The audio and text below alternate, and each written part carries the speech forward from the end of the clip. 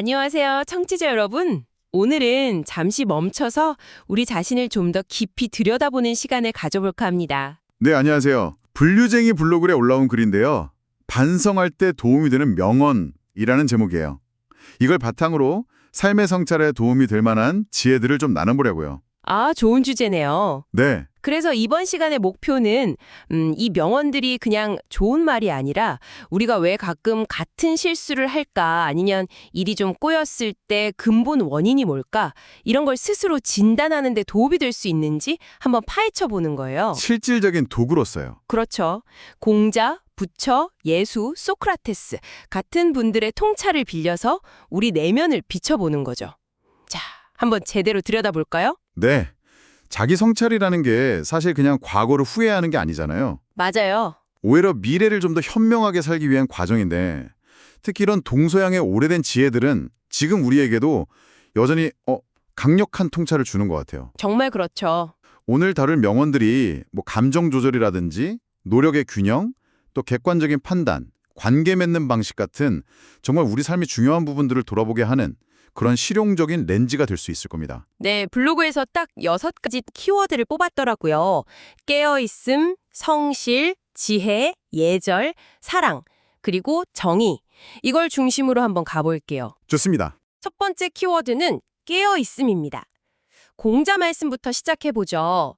제가 한번 읽어볼게요. 성내고 분한 바가 있으면 그 다름을 얻지 못하고 두려워하는 바가 있으면 그 바름을 얻지 못하며 좋아하고 즐기는 바가 있으면 그 바름을 얻지 못하고 근심하고 걱정하는 바가 있으면 그 바름을 얻지 못한다. 듣고 보니까 진짜 강한 감정에 확 휩싸여서 판단이 흐려졌던 때가 떠오르네요. 여러분도 혹시 그런 경험 있지 않으신가요? 아, 네, 그렇죠. 공자가 여기서 정확히 짚어내는 게 감정이 우리의 그 발음, 그러니까 올바른 판단이나 인식을 어떻게 왜곡시키는가 하는 점이에요. 분노든 두려움이든 심지어는 지나친 호감이나 애정 아니면은 깊은 근심 같은 것도요. 이런 것들이 마음을 한쪽으로 치우치기 위해서 객관성을 잃게 만든다는 거죠. 네네. 그래서 블로그 질문처럼 일이 좀 잘못됐을 때 혹시 내가 어떤 감정에 너무 휘둘렸나? 아니면 뭔가에 너무 집착해서 평정심을 잃고 제대로 못 본 건가? 이렇게 한번 자문해 볼 필요가 있다는 겁니다. 근데요, 교수님. 감정이 항상 나쁜 건 아니잖아요. 아, 물론이죠. 뭐 직감이라든지 열정 같은 긍정적인 감정이 좋은 결과를 만들기도 하고요.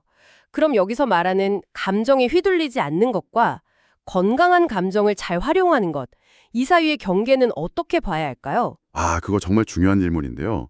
공자가 경계하는 건 감정 그 자체가 아니라 그 감정에 사로잡혀서 판단의 중심을 잃는 상태인 거죠. 아하, 예를 들어서 목표에 대한 열정은 당연히 추진력이 되죠. 좋은 겁니다. 하지만 그 열정이 너무 과해서 주변 조언이나 명백한 위험 신호까지 무시하게 만든다. 그럼 그건 휘둘리는 상태가 되는 거죠. 네. 느끼되 그 감정의 노예가 되지는 않는 상태. 그걸 지향하는 거죠.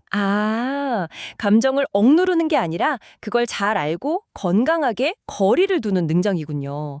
확실히 감정의 파도를 잘 타는 법, 이거 중요해 보이네요. 맞습니다.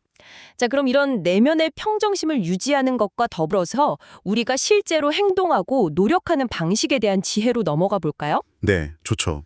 두 번째 키워드는 성실인데요. 부처님의 리라현 비유가 이게 정말 인상 깊어요. 아, 네, 유명한 비유죠. 리라현이 너무 팽팽하면 끊어지고 너무 느슨하면 소리가 나지 않는다. 너무 팽팽하지도 너무 느슨하지도 않을 때 좋은 소리가 난다. 수행도 이와 같다. 이거 일상에도 그냥 딱 들어맞는 비유 같아요. 네, 맞습니다. 이 비유가 그 중도의 지혜를 참 아름답게 담고 있죠. 어떤 목표를 향해 갈 때 너무 지나치게 막 자신을 몰아붙이면 쉽게 지치거나 부러지기 쉽고요. 번아웃 같은 거요? 그쵸, 번아웃. 반대로 너무 안일하게 하면 아무런 진전이나 성과를 기대하기 어렵다는 거죠. 네. 중요한 건 지속 가능하면서도 또 의미 있는 결과를 낼 수 있는 그 적절한 긴장감 혹은 노력의 강도를 찾는 것. 그게 핵심입니다. 근데 그 적절한 지점 찾는 게 말처럼 쉽지가 않잖아요. 어렵죠. 특히 요즘같이 막 성과 압박이 심한 사회에서는 자칫하면 느슨함은 그냥 게으름이다 이렇게 생각하기 쉽고 반대로 팽팽함은 열정으로 막 포장하기도 하고요. 맞아요. 그런 경향이 있죠. 내가 지금 너무 팽팽한 건지 아니면 너무 느슨한 건지 이걸 좀 객관적으로 알 방법이 있을까요? 사실 그게 현실적으로 참 어려운 문제죠. 뭐 명확한 기준선이 있는 건 아니니까요. 네. 하지만 몇 가지 좀 자가진단 질문을 던져볼 수는 있을 것 같아요. 예를 들어서 내가 지금 하는 노력 때문에 건강이나 중요한 관계가 계속 희생되고 있나? 아니면 일에 대한 열정이나 즐거움을 잃고 그냥 기계적으로만 움직이고 있나? 이런 생각이 든다면 좀 너무 팽팽한 상태일 수 있어요. 아, 반대로 내가 가진 잠재력에 비해서 너무 안주하고 있나? 성장을 위해서 약간의 불편함이나 도전을 일부러 피하고 있나? 이런 생각이 들면 너무 느슨한 상태일 수 있고요. 그렇군요. 결국은 꾸준히 자기를 관찰하고 성찰하면서 자기만의 균형점을 찾아가는 과정이 필요한 거죠. 블로그 질문처럼 일이 잘못된 후에 혹시 내가 너무 안일했나? 아니면 반대로 너무 무리해서 지쳐버렸나? 하고 돌아보는 게 그 시작이 될 수 있겠습니다. 끊임없이 자신을 조율해 나가는 과정, 마치 악기 연주자처럼요. 네, 그렇죠. 자, 이렇게 내면 상태를 살피고 깨어있음, 노력의 강도를 조절하는 법, 성실을 알았다면 이제는 무엇을 향해 또 어떻게 나아갈지 판단하는 지혜가 필요할 텐데요. 세 번째 키워드가 바로 지혜입니다. 네, 다시 공자 말씀인데요. 사람이 내게 와서 물으면 나는 마음을 텅 비우고 그 일의 양극단을 두드려 남김없이 드러내 보일 뿐이다. 여기서 마음을 텅 비운다는 게 구체적으로 어떤 의미일까요? 여기서 마음을 텅 비운다는 건 그러니까 선입견, 편견, 개인적인 좋고 싫음 아니면 욕심 같은 것들에서 자유로운 상태, 즉 열린 마음 상태를 의미하는 거죠. 아, 열린 마음? 네, 마치 빈 그릇처럼 어떤 내용이든 담을 준비가 된 상태라고 할까요? 그리고 양극단을 두드린다는 건 어떤 문제나 사안에 대해서 한쪽 입장만 보는 게 아니라 관련된 모든 측면들, 긍정적인 면, 부정적인 면, 이쪽 주장, 저쪽 주장, 단기적 영향, 장기적 영향 이런 것들을 충분히 탐색하고 고려한다는 뜻입니다. 와, 마치 탐정이 증거 모으듯이 모든 가능성을 다 열어두고 객관적으로 살펴보는 자세군요. 그렇죠. 근데 이게 현실에서는 좀 어렵잖아요. 우린 다 각자 경험이나 가치관에 따른 필터를 가지고 세상을 보니까요. 맞아요. 완전히 텅 빈 마음이라는 게 가능할까요? 완벽하게 텅 빈 마음은 이상적인 경지일 수 있죠. 하지만 중요한 건 그런 상태를 지향하는 태도 그 자체입니다. 지향하는 태도요? 네. 내가 어떤 필터, 그러니까 선입견이나 편견을 가지고 있는지 스스로 좀 인식하려고 노력하고 또 의식적으로 그 필터의 영향을 줄이려고 애쓰는 것. 그게 중요하다는 거죠. 예를 들어서 어떤 사람에 대한 첫인상이 별로 안 좋았어요. 그래도 혹시 내가 뭔가 잘못 봤을 수도 있지 않을까? 저 사람의 다른 면은 뭘까? 하고 의도적으로 반대 관점을 찾아보려는 노력. 그게 바로 양극단을 두드리는 실천이라고 할 수 있죠. 네네. 그래서 블로그 질문처럼 어떤 결정을 한 후에 혹시 내 고정관념이나 내 욕심 때문에 한쪽으로 너무 치우친 판단을 한 건 아닐까 하고 돌아보는 게 중요하다는 겁니다. 이런 과정을 통해서 조금씩 더 지혜로운 판단에 가까워질 수 있는 거죠. 그렇군요. 완벽한 객관성은 좀 어렵더라도 끊임없이 내 주관성을 점검하고 다양한 관점을 찾아보려는 노력, 그게 지혜의 핵심이라는 말씀이시네요. 바로 그거죠. 자, 이렇게 내면의 지혜를 쌓는 것과 더불어 우리가 다른 사람들과 관계 맺는 방식도 성찰의 중요한 대상이 될 텐데요. 네 번째 키워드는 예절입니다. 예수님의 말씀이 참 인상적이에요. 아, 네. 입으로 들어가는 것이 사람을 더럽히지 않는다. 오히려 입에서 나오는 것이 사람을 더럽힌다. 음식보다 말이 훨씬 더 중요하고 때로는 해로울 수 있다. 이런 의미 같네요. 네. 이 말씀은 우리 언행이, 그러니까 말과 행동이 자신과 타인, 그리고 관계에 얼마나 강력한 영향을 미치는지를 딱 일깨워주죠. 그렇죠. 단순히 어떤 음식을 먹느냐가 문제가 아니라 우리 입에서 나오는 말, 예를 들어 비난, 험담, 거짓말, 무례한 말 같은 거요. 그런 것들이야말로 우리 내면을 오염시키고 남에게 상처를 주고 공동체의 신뢰를 깨뜨리는 주범이 될 수 있다는 그런 깊은 통찰입니다. 듣고 보니 좀 뜨끔한데요. 가끔 별 생각 없이 던진 농담이나 비판이 상대방한테는 큰 상처가 되기도 하고 분위기를 확 싸늘하게 만들기도 하잖아요. 맞아요. 종종 있죠. 근데 또 한편으로는 솔직하게 할 말은 해야 하는 상황도 있지 않나요? 너무 예절만 차리다 보면 좀 위선적이 되거나 아니면 중요한 문제를 그냥 덮어버릴 수도 있을 것 같은데요. 아, 좋은 지적이십니다. 예절이 단순히 거칠애나 침묵을 의미하는 건 아니죠. 네. 진정한 예절은 존중에 기반하는 것 같아요. 상대방의 인격과 감정을 존중하면서 내 의견이나 감정을 표현하는 방식, 여기에 대한 고민이죠. 아, 존중이 기반이군요. 네, 솔직함과 무례함은 다르잖아요. 같은 내용이라도 어떻게 표현하느냐에 따라 결과는 정말 엄청나게 달라질 수 있거든요. 하긴 그렇네요. 그래서 블로그 질문처럼 어떤 관계가 틀어졌거나 일이 잘못됐을 때 혹시 내 거친 말이나 배려 없는 행동이 원인이 되진 않았을까 하고 돌아보는 게 필요하다는 거죠. 여기서 덜어진다는 건 단순히 개인 평판 손상, 이걸 넘어서 관계의 본질적인 훼손까지 포함하는 그런 깊은 의미라고 볼 수 있습니다. 와, 말 한마디에 천냥빚을 갚기도 하지만 진짜 돌이킬 수 없는 상처를 남기기도 한다는 거 명심해야겠네요.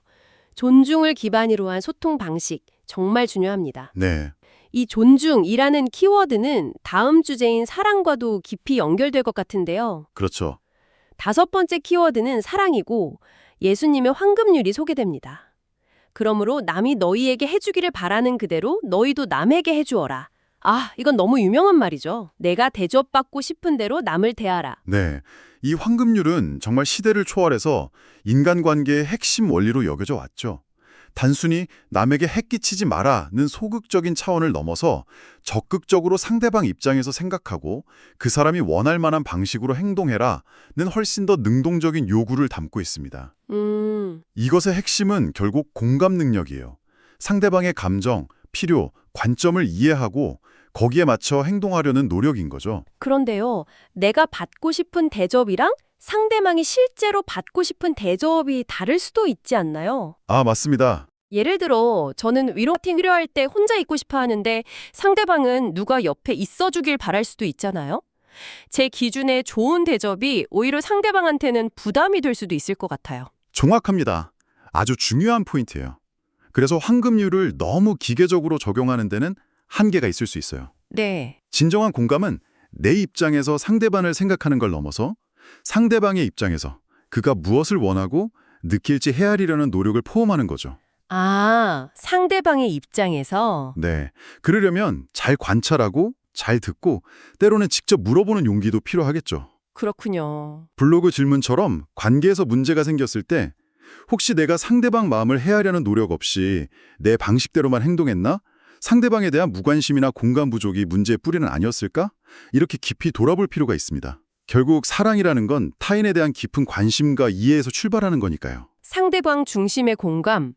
그게 핵심이군요. 아, 정말 중요한 포인트네요. 네, 자, 드디어 마지막 키워드입니다. 6번째는 정의인데요. 소크라테스의 말이 소개됩니다. 자신의 욕망과 분노를 다스리는 것이 진정한 용기다. 보통 용기라고 하면 외부 위협에 맞서는 걸 생각하는데 소크라테스는 내면의 욕망과 분노를 다스리는 걸 진정한 용기라고 봤네요. 이게 왜 정의랑 연결될까요? 소크라테스는 정의로운 사회나 관계가 단순히 어떤 외부적인 규칙만으로 이루어지는 게 아니라 각 개인의 내면적인 자기통제 능력에 달려있다고 본 거죠. 아, 끝없는 욕망은 우리를 이기적으로 만들어서 타인의 권리를 침해하거나 공정한 분배를 해칠 수 있잖아요. 네, 그쵸. 또 통제되지 않는 분노는 폭력이나 불필요한 갈등을 일으켜서 관계와 공동체를 파괴할 수 있고요. 따라서 자신의 욕망과 분노를 이성으로 다스릴 수 있는 능력, 즉 자기절제야말로 정의를 실현하기 위한 가장 근본적인 덕목이자 용기다. 이렇게 본 겁니다. 와. 그러니까 외부의 적과 싸우는 것보다 내 안의 욕망이나 분노, 이게 훨씬 다루기 힘든 적일 텐데 이것과 싸워 이기는 게 더 큰 용기고 그게 곧 정의로운 행동의 기초가 된다는 말씀이시군요. 네, 그렇습니다. 듣고 보니 개인적인 관계뿐 아니라 사회적인 차원에서도 이게 참 시사하는 바가 크네요. 맞습니다. 개인적인 차원에서 보면 블로그 성찰 질문처럼 혹시 내 이익만 너무 앞세우려다 관계를 망친 건 아닐까? 순간적인 화를 참지 못하고 일을 그르친 건 아닐까? 이렇게 돌아볼 수 있고요. 네. 더 넓게 보면 사회 전체적으로도 구성원들이 각자의 욕망과 분노를 얼마나 잘 다스리느냐가 그 사회의 공정성과 안정성을 결정하는 중요한 요인이 된다는 거죠. 자기절제라는 이 내면의 용기가 부족할 때 우리는 쉽게 불의에 동참하거나 그냥 방관하게 될 수도 있는 거고요. 와, 정말 깊은 통찰입니다. 오늘 깨어있음, 성실, 지혜, 예절, 사랑, 정의 이 6가지 키워드로 공자, 부처, 예수, 소크라테스의 지혜를 만나봤는데요. 네. 각각의 명언들이 우리 자신을 돌아보는데 아주 구체적이고 실용적인 질문들을 던져주는 것 같아요. 그냥 반성해야지? 이렇게 막연하게 생각하는 걸 넘어서 어떤 부분을 어떻게 점검해야 할지 알려주는 뭐랄까 내비게이션 같다는 생각도 드네요. 네, 맞습니다. 그리고 이 6가지 키워드와 명언들이 사실은 서로 다 연결되어 작동하는 것 같아요. 아, 그렇죠. 예를 들면 깨어있음을 통해 내 안의 분노를 알아차리고 공자, 정의의 관점에서 그 분노를 다스리는 용기, 소크라테스를 발휘하고 또 예절을 지켜서 존중하는 방식으로 예수, 소통하고 사랑의 마음으로 상대방 입장을 공감해주고 예수, 성실하게 균형 잡힌 노력을 기울이면서 부처, 지혜롭게 편견 없는 판단, 공자를 내려고 노력하는 것. 네. 이 모든 게 좀 통합적으로 이루어질 때 우리가 더 나은 방향으로 성장할 수 있다는 거죠. 와, 블로그에서 이걸 양심 분석이라고 표현한 것도 아마 같은 맥락일 겁니다. 결국 자신의 양심에 비춰서 이런 보편적인 원칙들을 잘 실천하고 있는지 끊임없이 점검하는 과정인 셈이죠. 야, 이렇게 구체적인 성찰의 틀을 가지고 있다는 것만으로도 진짜 큰 힘이 될 것 같습니다. 길을 잃었을 때 다시 방향 잡도록 도와주는 나침반처럼요. 네, 그렇죠. 오늘 저희와 함께 이 깊이 있는 탐구 여정에 동참해주신 청취자 여러분 정말 감사드립니다. 네, 마지막으로 오늘 나눈 이야기들을 바탕으로 여러분 스스로에게 던져볼 만한 질문 하나 남기면서 마무리할까 하는데요. 네, 어떤 질문일까요? 오늘 다룬 여러 성찰의 지점들이 있었잖아요. 감정 알아차리기와 조절, 노력의 균형 찾기, 객관적인 시각 유지하기, 존중하는 언행, 타인에 대한 공감과 배려, 그리고 내면의 욕망과 분노 다스리기. 이 중에서 현재 여러분의 삶에서 가장 큰 성찰의 과제 혹은 이 부분은 정말 성장하고 싶다 하는 영역은 어디라고 느끼시나요? 이 질문에 대한 답을 찾아가는 과정 자체가 아주 의미 있는 성찰의 여정이 될 거라고 생각합니다. 네, 정말 좋은 질문이네요. 배움과 자기 이해의 여정에는 끝이 없죠. 다음에도 여러분의 지적 호기심을 자극할 흥미로운 자료들과 함께 돌아오겠습니다. 감사합니다. 감사합니다.